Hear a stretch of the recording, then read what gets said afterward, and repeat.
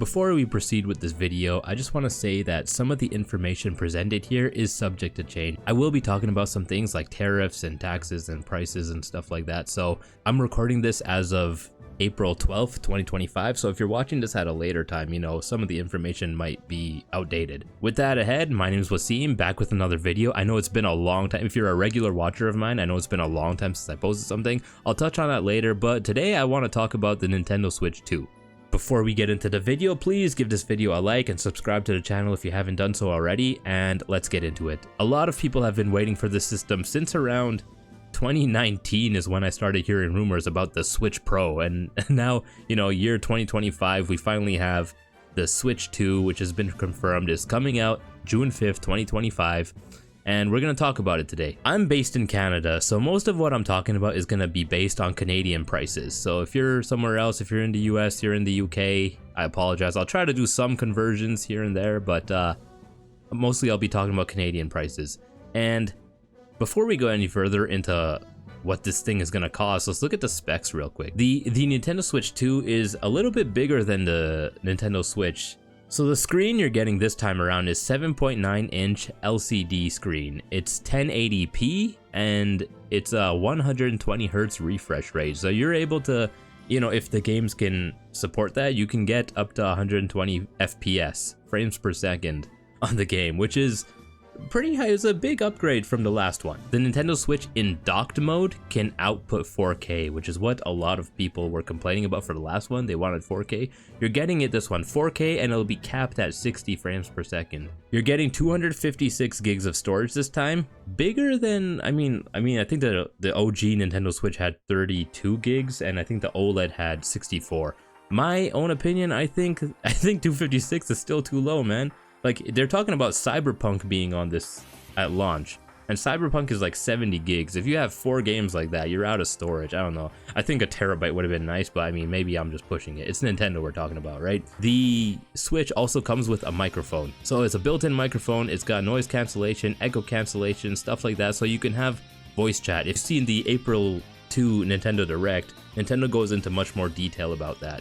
Also, with the Switch 2 now, you have something called the microSD Express card, and that's the only type of card that's compatible with the Switch, and you can get it up to 2 terabytes of storage.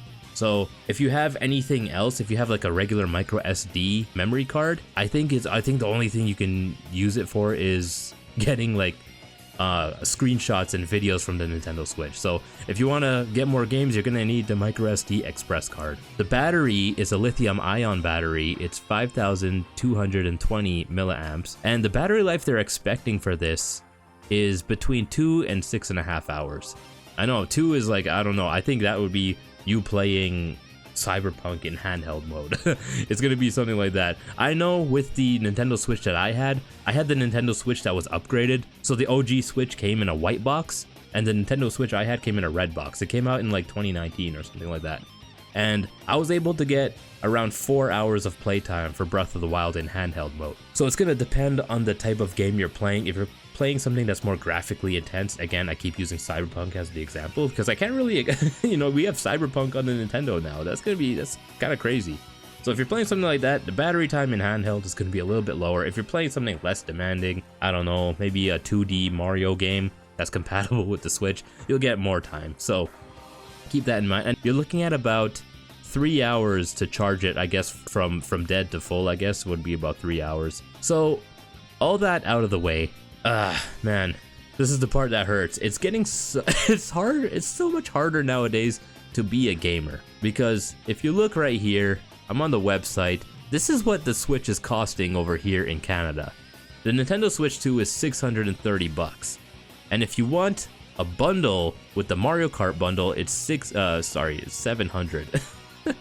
Before taxes. Now, I paid $400 for my Switch, but the thing is, I had a bundle with my Switch. It was a Breath of the Wild bundle, so it came $450 total. This is like $250 more.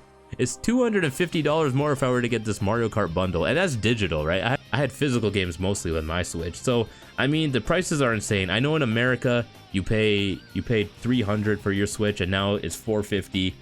In the UK, I'm not sure what you guys paid starting out, but it's $395 for the Switch 2. So, I mean, that is one of the, like, I mean, inflation, and I know with the tariffs, a lot of people are scared about the tariffs right now. So again, like I said, as of April 12th, Donald Trump has exempted certain technologies from the tariffs that he imposed on China. I think the tariffs are up to like 145%, by the way. That's crazy. So I know I'm not trying to get too political with this video, but I mean, like, as you see, smartphones, computers, and other devices are also going to be exempt. Not devices, 20 kind of like categories that are going to be exempt the tariffs. And this is kind of like help with the economy. So you see right here, smartphones, laptops, other components, including the very broad 8471 code for all computers, laptops, disk drives, automatic data processing, semiconductor devices, equipment, memory chips, stuff like that. All these things, I'm going to put them up on screen. I'm not going to go through all of them, but you can go ahead and check it out. All of these things, like they're in the video games, the video game consoles. So I feel like the video games will be under this category so that they will be exempted.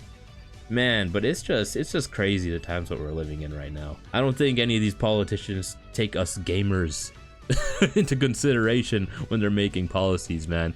And like I said, what we have here, $630 Canadian, 700.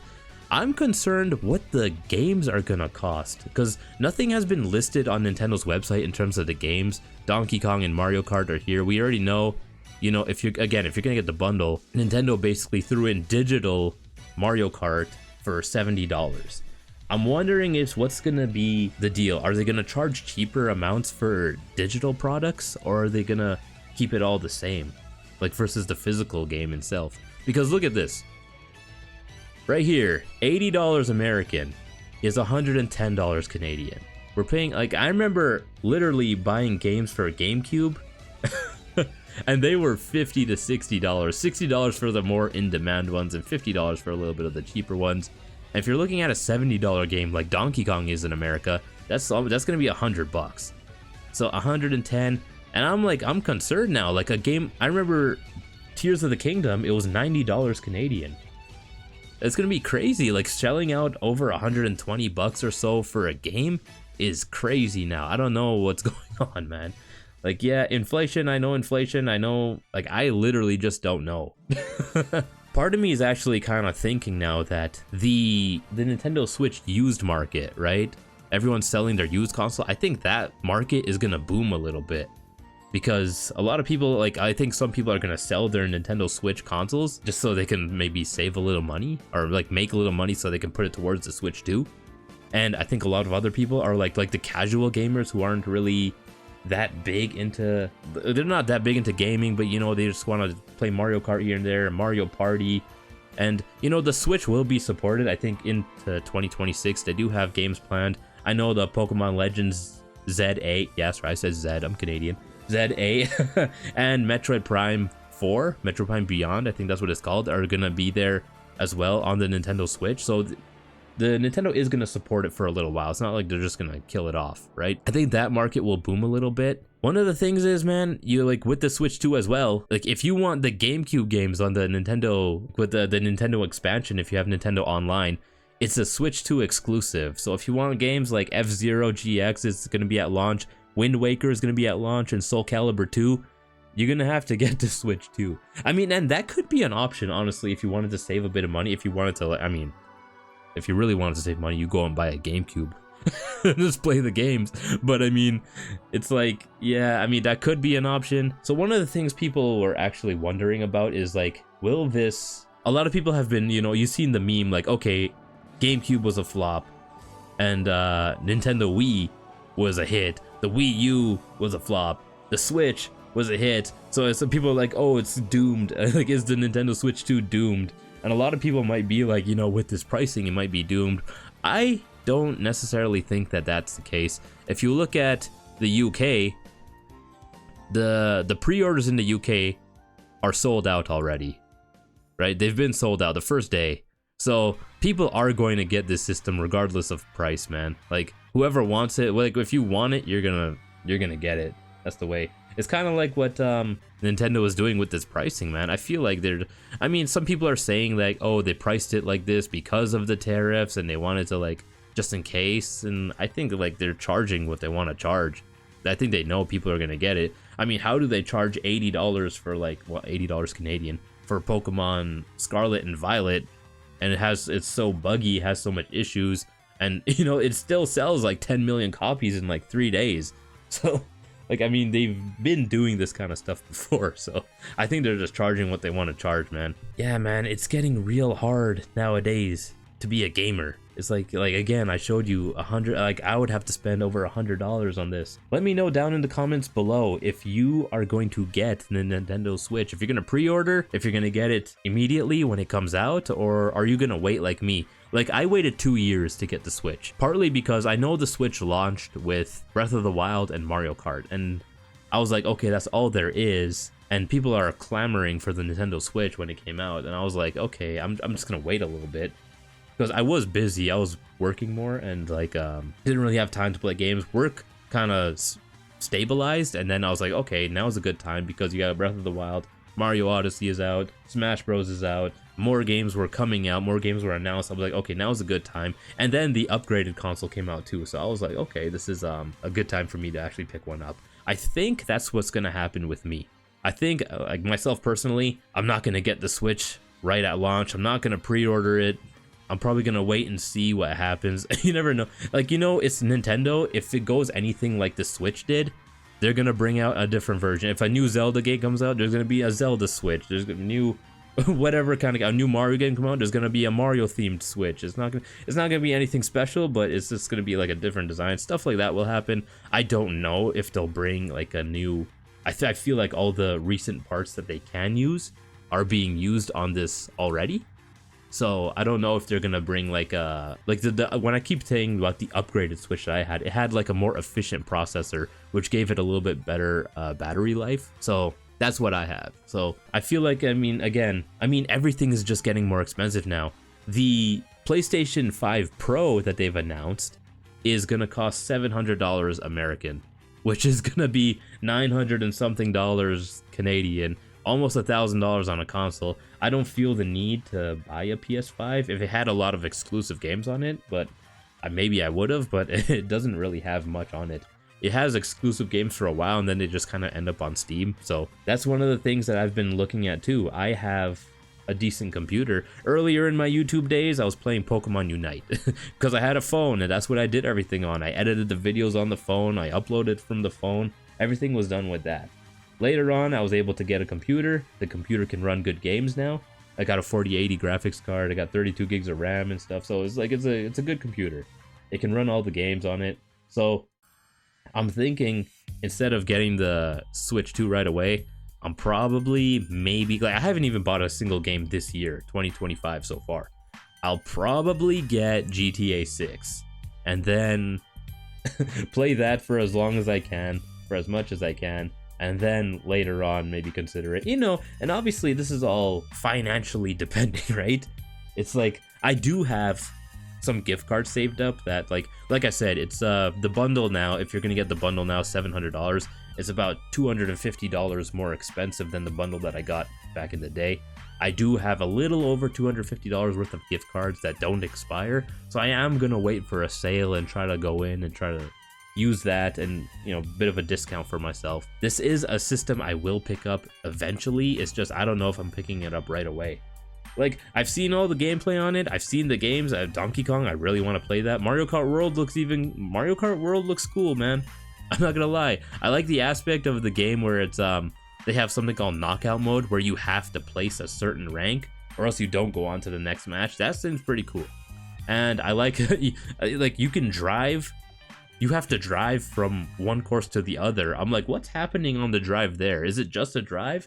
Can you mess with your teammates? Are there items? Can I hit them? Can I, you know? So I mean, it's pretty cool. I mean, I think it looks cool. It is what it is, though. I mean, I'm not pro gamers like you guys are. Let me know in the comment section. You know, let me know in the comment section. Are you picking up the Switch right away? Are you gonna wait? Are you gonna pick it up at all? Are you gonna play something else? Are you gonna invest in a computer and just download your games that way in this market where consoles are just so expensive? Let me know down in the comments. Now, right now, I'm actually gonna talk about me for a little bit. So if you've been watching the video so far and you just came here for the Nintendo update, then hey man, you can click off if you want. Thumbs up the video and then leave. Don't be a loser, you know. But I'm just gonna talk about myself for a minute. So I know I haven't uploaded a video in like 2 months or so, probably even more than that. And basically what happened, the last video I uploaded was a video called "Is Marvel Rivals Worth Playing in 2025?" I think that's what it was. Yeah, the plan was to actually do a Marvel Rivals series where I just keep playing the game, uploading some gameplay footage, get the competitive mode, and see how far I can climb in the ranked matches. But the plan I had was to pre-make a bunch of videos and kind of spread them out over time, because I knew work was about to pick up, because one of my colleagues was going on parental leave. The thing is, his wife went into labor early, so my work schedule picked up early, like 2 weeks early, and that was the 2 weeks where I was gonna make a bunch of videos, and I didn't get to do it. And then on top of that, he took a little bit longer coming back than planned. So that's what happened there. On top of that, Ramadan started, so I was fasting, and it was kind of like, again, Ramadan and then work, and we were sleep deprived and dehydrated and all that. And then on top of that, I got sick for the last 3 weeks of Ramadan. Last Ramadan, I still made a few videos. I made a few Pal World videos, but this one, I couldn't handle it. You know, I was overworked, I was sleep deprived, dehydrated, like I said, and you know, that's what basically happened. Now, everything has kind of stabilized and I'm back on it, so I'm gonna keep making videos. I'm gonna keep doing, obviously, you know, again, I have 180 something subscribers. I do this kind of like a creative outlet. When I wasn't making these videos, man, I felt like something was like, I'm like, I just yeah, I do it because it's fun, right? And so I did update my profile picture and my YouTube banner, if you saw that. I don't know, I'm just figuring out some things. I don't know what's gonna happen. I'm gonna keep making videos, gaming videos, Pokemon card videos, any kind of video that I'm interested in, because it's my channel. I'll do what I want with it. So if you made it this far in the video, please give the video a like and subscribe to the channel if you haven't done so already. And thank you so much for watching. I'll see you in the next one.